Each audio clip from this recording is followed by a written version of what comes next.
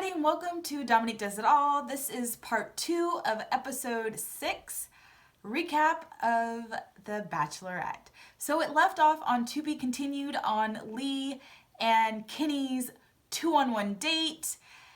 Rachel finally decided, Lee's a liar. She doesn't know if Lee is actually a liar, but she trusts Kenny more. So she goes over there and she tells Lee, you know what, I don't even trust you. Kenny, I believe you. Come on, let's go. Sorry, Lee, you've got to go home. So Kenny and Rachel walk back to the helicopter.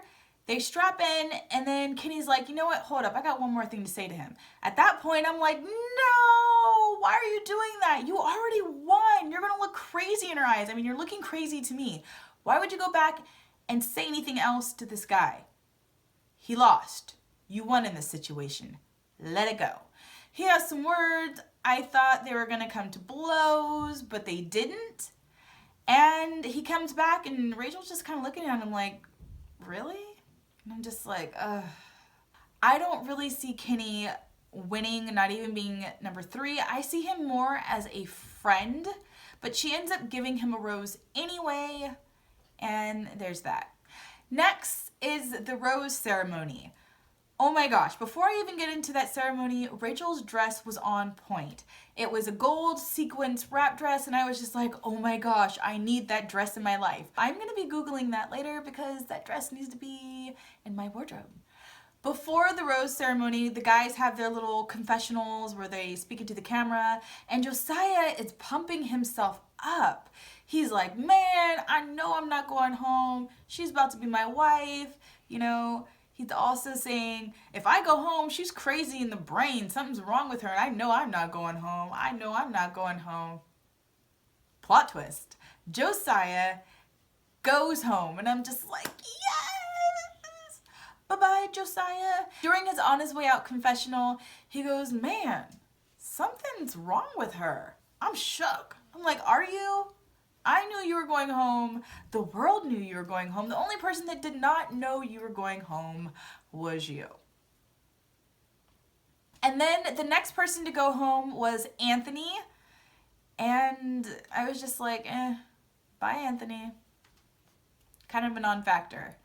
Josiah was surprised that he was going home before Adam, and I kind of was too. Adam has the crazy doll. I mean, it should have been Josiah and Adam, or Anthony and Adam, and then Josiah. I don't know, they all need to go anyway, but he's still there. Next, Rachel did a one-on-one with silly Eric. Yeah, the one that can't spell facade. They did a tour of Amsterdam, and then after that they went to an amusement park. They seemed like they had a good time. He's extremely silly. He seems like he's very immature. I kind of view him in like the little brother type category. Like, that's her bro, that's her friend. Like, put him in the friend zone because I don't see it. I don't know. I don't know what she sees in him because I don't see it. And I'm just like, ugh. Next. He shared this heartfelt story and I kind of was like, oh, how sweet. But I still see you in the friend zone, okay? You're not husband or even boyfriend material. You're just like the homeboy down the street. The one, like one of your good guy friends, Eric. Anyways, he's still there. He got a rose, blah. After that, Rachel took the guys on a group Viking date. They had to sail in a Viking ship, and then they did Viking games where they fought. Kenny ended up being a winner, and he had to fight Adam, and in the end, they both got cuts. The producers are tricky because when I saw the previews, I thought that cut came from Lee. It didn't. It came from the Vikings fight, and Kenny won. Good for him, whatever. When they got home, they all kind of had like these little mini one-on-ones with Rachel, and Brian's so sweet. They canoodled again, and then he went like this to kiss her, and I was like, ah, your hand is in her hair. Clearly, he's never dated a black girl or anybody with tracks or weaves or even a wig because you don't put your hand in a sister girl's hair. That's a no-no, but she's gonna teach you. She will. Peter, you also did this too when you guys kissed, and I was just like, she needs to kind of just let you guys know, because, I mean, even if she's natural and has naturally curly hair, it still takes forever for her to do her natural and curly hair. There's lots of product in it, and then it shrinks, and then you're just touching it, and it took her a long time to get that curl or zigzag puff the way she wanted it. Even with straight and blow drying. I don't know what's on your hands. I don't need no extra grease and pomade.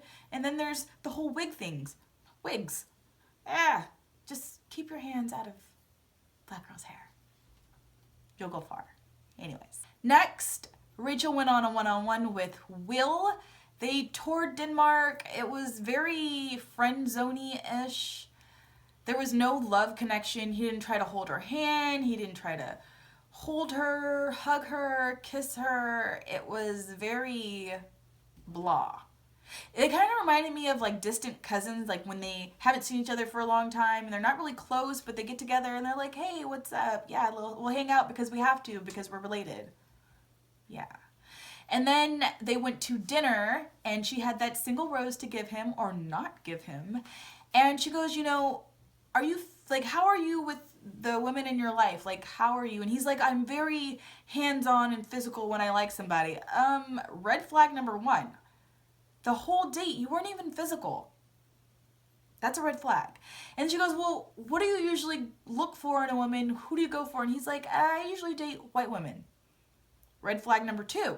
If that's what you date and she's not it, clearly you weren't feeling her. Now she understands and she's like, oh, okay, I get it.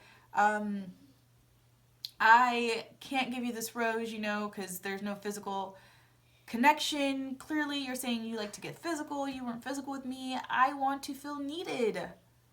I want to know that you like me. And there was nothing. He was like, well, I do. And she's like, no, you gotta go. So then he left. After that group date, Kenny goes and seeks out Rachel and he's like, can I talk to you? And she's like, sure. And he basically gave her the it's not you, it's me speech. He basically said, you know, I don't know how you feel about me. I don't know if you feel how I feel. I don't even see this going that far or where your head's at. And I don't really want you to meet my daughter if you're not in it.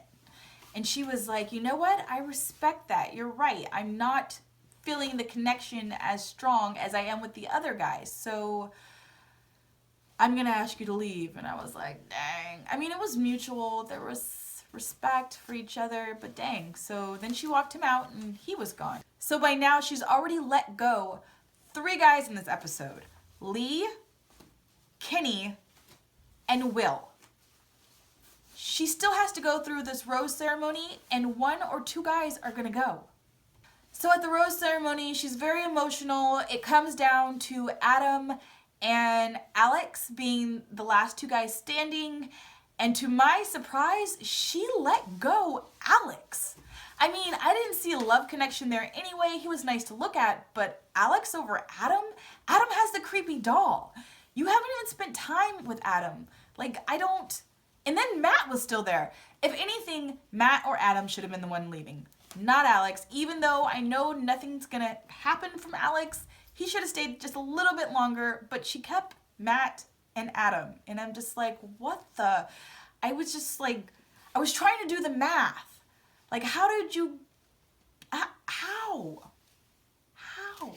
Anyways, I didn't see that coming, and then that was it. What did you guys think of this episode?